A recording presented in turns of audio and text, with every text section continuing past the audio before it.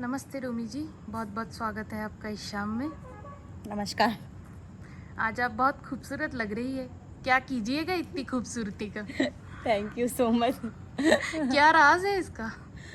बस खुश रहिए, आप खूबसूरत खुद ही दिखेंगे। तो आपके जीवन के आधार क्या है? देखिए, मेरे जीवन के 4 आधार हैं। जैसे कि गाड़ी के 4 पहिए होते हैं ना, बिना 4 पहियों की गाड़ी नहीं चल सकती। नहीं, 3 पहिए वाली गाड़ी भी होती है, पर मैं 4 पहिए वाली गाड़ी का बात कर रही हूँ कि सबसे पहला आधार मेरे माता-पिता। उनके बिना जीवन संभव नहीं था मेरा, क्योंकि हम आए ही धरती में माता-पिता की वजह से है ना। कहीं न कहीं उनका साथ, उनका सपोर्ट यहाँ तक लाने में, बहुत कुछ करने में, बचपन से लेकर आज तक हर छोटी-बड़ी गलती को माफ़ करने में, एक नया तजुर्बा सिखाने में माँ-बाप का हाथ रहा है। फिर उसके बाद मेरे गुरुजी, जिन्होंने मुझे पढ़ना सिखाया, जिन्होंने मुझे इतना आगे बढ़ाया, तो कहीं न कहीं मेरे टीचर्स का भी बहुत सपोर्ट रहा है। और फिर मेरी बहनें, जैसे कि मैंने आपको बताया था कि सब कुछ वो, और उसके साथ-साथ मेरे यार, जो मेरा साथ कभी छोड़ते ही नहीं हैं। आपके स्कूल लाइफ की कोई मेमोरी? देखिए, मेरी स्कूल लाइफ की तो मेमोरीज़ बहुत सारी हैं। मैं बताऊँगी तो शायद ऐसे न जाने कितने सारे इंटरव्यूज़ निकल जाएँगे। पर हाँ, कुछ-कुछ है। लाइक जब मैं शायद 8th या 9th क्लास में थी, मैं अपने हिंदी टीचर की बहुत फ़ेवरेट हुआ करती थी। उन टीचर से ना पूरा स्कूल डरता था। बस एक लौती मैं थी जिसे वो बहुत प्यार करते थे। बहुत अच्छे से समझाते थे, बहुत अच्छे से बताते थे। एक बार में मैं उनकी सारी बातें समझ जाती थी। पर पता है आपको, एक बार पता नहीं क्या हुआ, शायद मैं एक आंसर भूल गई थी या कुछ तो हो गया था। उन्होंने एक छड़ी लगा दी थी, मार दिया था, और मैं पूरा दिन रोई थी, पूरा दिन रोई थी। उसके बाद जो हुआ ना कि मतलब वो सर बहुत, उन्होंने भी बहुत गिल्टी फ़ील किया, बहुत बार सॉरी बोला, समझाने की कोशिश की। मैं घर तक चली गई। घर जाने के बाद मेरे पापा को पता चला, पापा ने एकदम स्कूल में आके बवाल मचा दिया कि ये सब क्या, कैसे हो गया। पर फिर मतलब मुझे ऐसा हो गया ना कि वो एक छड़ी ने ना मुझे सब कुछ सिखा दिया। उसके बाद से मैं कभी कुछ भूली ही नहीं, कभी कुछ नहीं भूली। कोई अगर मुझे कुछ भी बोल देता था, कोई भी टीचर अगर बोल देते थे, मुझे कोई वक़्त देते थे, तो मैं एक्स्ट्रा उसे करके जाती थी, कभी कम करके नहीं जाती थी। तो मुझे ऐसा लगता है ना कि देखिए, पढ़ने में मैं ऐसे बहुत तेज़ तो नहीं रही हूँ कि नहीं मैं क्लास की टॉपर रही हूँ, ऐसा तो नहीं हुआ। कभी बचपन में होती थी, बट एक टाइम के बाद तो मैं ऐवे ही हो गई। पर हमेशा से जो मेरे स्कोर थे ना, वो अच्छे ही आते थे, ठीक-ठाक रहते थे। तो वो मेरे सर की बदौलत थी। आपके जीवन का चौथा स्तंभ, आपके जिगरी यार, कोई तो होगा आपको जिससे लगाव होगा, आपके बेहद करीब होगा। कुछ बताइए हमें भी उसके बारे में। अ, हाँ है। मेरे जीवन में मतलब मेरी एक दोस्त है। उस दोस्त के बारे में मैं क्या ही बताऊँ। एक्चुअली वो यूपीएससी एस्पायरेंट है, आईएएस बनने की प्रिपरेशन कर रही है, और मुझे उम्मीद है बहुत हद तक कि हाँ, वो कर लेगी, जिस प्रकार से वो मेहनत कर रही है। आप सोच नहीं सकते, मतलब ऐसा होता है ना जीवन में कि दोस्त भी हमारे सिमिलर बनते हैं ना, जैसे हम होते हैं वैसे हमारे यार मिलते हैं। उसी तरीके की कंपनी को हम एंजॉय करना पसंद करते हैं। पर हम दोनों में ना बिल्कुल अलग है, धरती आसमान का फ़र्क है। मैं कुछ और सोचती हूँ, वो कुछ और सोचती है। बिल्कुल कहीं से कहीं तक हमारी सोच मिलती नहीं है।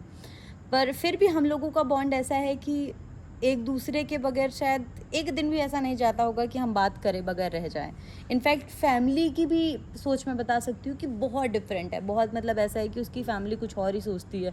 इनफैक्ट मैं ये बता दूँ कि आज तक उसके परिवार वाले मुझे नहीं जानते होंगे, कभी देखा नहीं होगा। इस बात की मतलब 100% गारंटी तो नहीं लेती हूँ, बट जहाँ तक मुझे लगता है कि बिल्कुल नहीं जानते होंगे। वो बहुत सीधी सादी टाइप की है। हाँ, मतलब उसका फोकस जो है उसको सिर्फ और सिर्फ पढ़ाई करनी है और कुछ नहीं, और मुझे दुनिया भर के सारे काम करने होते हैं। पर फिर भी जैसे हमारा जो बॉन्ड है ना, वो है कि जैसे मुझे लगता है कि कभी ना टूटने वाला बॉन्ड है। आपकी दोस्ती कैसे हुई उससे? दोस्ती वो मेरी हॉस्टल मतलब कॉलेज लाइफ में हुई थी। हम हॉस्टल में साथ में रहते थे। वो एक अलग रूम में, मतलब साइड में हमारे रूम्स थे। वो सिर्फ़ और सिर्फ कभी निकलती थी जब उसे कॉलेज जाना होता था, या फिर कॉलेज जाना होता था तभी निकलती थी। तभी उससे मतलब देखना और उसका मिलना होता था। उससे ज़्यादा तो कभी होता नहीं था। जैसे आती थी वो डोर लॉक कर लेती थी। मैं एक बार 2 बार ऐसे सोचती थी, अरे यार ये क्या लड़की है, जीवन में इसको कुछ करना नहीं है क्या, किसी से मिलना नहीं है, बात नहीं करना है क्या। पर एक बार मेरी मुलाकात हो गई, बातचीत हो गई, थोड़ी सी बातचीत हुई, पता चला तुम कहाँ से हो, कैसी, इतनी बात हुई। इसके बाद से थोड़ी थोड़ी बात बढ़ते बढ़ते फिर एक दिन हमने रूम शेयर किया, साथ में बैठे, काफ़ी रात तक मतलब बहुत सारी बातें की, बहुत सारी बात की।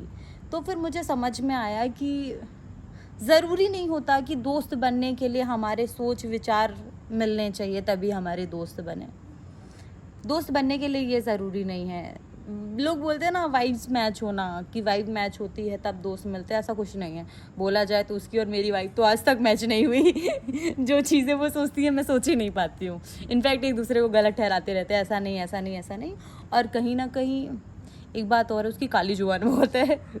वो जो चीज़ बोलती है वो चीज़ हो ही जाती है। मतलब अगर मेरा कोई पसंदीदा शख्स है या मेरा कोई दोस्त है यार, अगर वो बोल देगी ना इससे तुम्हारा टूट जाना है, तो पक्का टूट जाता है।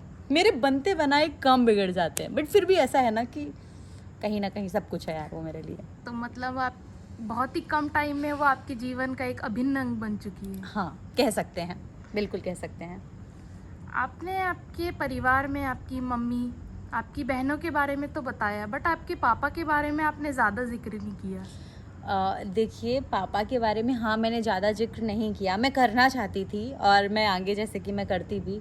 मेरे पापा भी मतलब ऐसा है कि मेरे पापा ने भी अपने टाइम पे बहुत स्ट्रगल किया है, बहुत स्ट्रगल किया है। मेरी 5 बुआएं थी जिनकी शादी मेरे पापा ने की एक बहुत कम उम्र में। मेरे पापा जब 17 साल के थे तभी वो आर्मी में हो गए थे। वो 17 साल और फिर उसके बाद समथिंग 22 साल तक की उम्र में उन्होंने देश सेवा की। कारगिल के युद्ध में भी गए थे, बच के आ गए सही सलामत। तो मतलब ऐसा है कि मेरे पापा हमेशा मेरे दोस्त जैसे रहे हैं। कुछ भी बात होती थी ना, मम्मा से तो बॉन्ड बाद में इतना स्ट्रांग हुआ, पर पापा से क्या था कि बचपन से ही ऐसा था कि कोई भी बात होती तो सबसे पहले जाके मैं पापा को शेयर कर दी थी। इतना स्ट्रांग अगर मुझे किसी ने बनाया तो पापा ने बनाया। लड़ने की हिम्मत उन्होंने मुझे इतनी दे दी है ना कि अगर कोई व्यक्ति मेरे सामने आ जाए, गलत अगर होता हुआ मैं देख रही हूँ किसी दूसरे के साथ भी, तो मेरा हाथ उठ जाना है। मैं खुद को रोक नहीं पाती। मुझे फिर आने वाले समय के बारे में मुझे नहीं पता चल पाता है कि आगे क्या हो सकता है, मेरे लिए क्या बुराइयाँ हो सकती है, अच्छाइयाँ हो सकती है। नहीं, मतलब मेरे पिताजी ने मुझे इतना स्ट्रांग बना दिया है ना कि मैं कुछ भी कर सकती हूँ, कुछ भी कर सकती हूँ। और उनके लिए ना मतलब मेरा कोई भाई नहीं है, मेरा कोई ब्लड ब्रदर नहीं है, तो मेरे पापा के लिए उनका बेटा और बेटी दोनों ही मैं हूँ। उनका गर्व मैं हूँ, उनका गौरव मैं हूँ। तो लाइक ऐसा है कि जितना पिताजी मुझे प्यार करते हैं, जितना सम्मान देते हैं, उनका सम्मान मैं भी बन के रहना चाहती हूँ। और कहीं ना कहीं हाँ, आज इस जगह पे हूँ तो बोलते हैं ना कि अगर पिता का साथ नहीं होता तो शायद दुनिया भी साथ नहीं देती, कोई नहीं दे पाता, फिर सबसे बातें सुननी पड़ती। बट मेरे पापा ने हमेशा मेरा साथ दिया। कोई बोले तो मेरे पापा सामने खड़े हो जाते, मेरी बेटी है, मैं करवा रहा हूँ, तुम्हें क्या। तो वो मेरे लिए बहुत बड़ी बात होती है। आपका कोई पसंदीदा सॉन्ग जिसे आप बार बार सुनना पसंद करती है? जी हाँ, मेरा पसंदीदा सॉन्ग है, देखिए मुझे सिंगर का नाम तो नहीं याद है, पर ये प्यार नहीं तो क्या है, ये गाने का नाम है।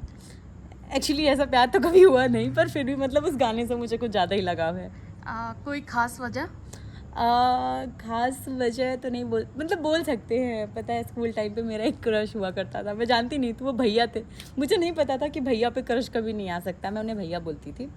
तो लाइक उनको देखने के बाद ना मैं जैसे वही सॉन्ग रिलेट करती थी हमेशा कि ये प्यार नहीं तो क्या है। छुप छुप के उनकी बातें करना, उन्हीं के बारे में सोचना, इनफैक्ट ये सोचना कि वो फेल हो जाए तो कुछ और टाइम मिलेगा उनके साथ स्पेंड कर जाने के लिए। बहुत ही दिलचस्प कहानी है आपकी। हाँ, कह सकते हैं, कभी कभी मुझे भी लगती है। धन्यवाद। आपका भी।